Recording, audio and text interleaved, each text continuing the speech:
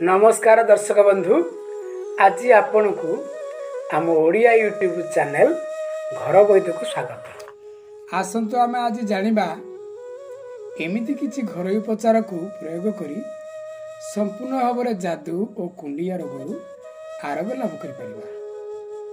प्रथम उपचारटी हैला चाकुंडा मंजी गंधक और लेंबू रसरे उत्तम रूपे मर्दन करी जादूरे दिन मध्य 5 थर लगाइले 2 दिन रे जादू भल हुए।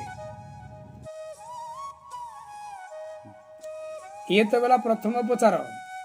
एबे आसतु जानिबा द्वितीय उपचारटी कौन। पाणक मंजी को घोल दही रे बाटी लगाइले जादू और कुंडिया भल हुए, किंबा सुखिला अमृतभंडा मंजी को बाटी जादू पर नियमित लगाइले जादू शीघ्र भल हो जाए। एबे तृतीय उपचारटी हैला करंज मंजी को बाटी जादू रे किछि दिन लगाइले जादू भल हो जाए, किंबा लेंबू रस दिन को 3-4 थर जादू रे लगाइले मध्य जादू शीघ्र भल हुए। शेष उपचार रे आमे जानिबा गाजर और पालंग को व्यवहार करी किपरि जादू और कुंडियारू आरोग्य पाई परिबा।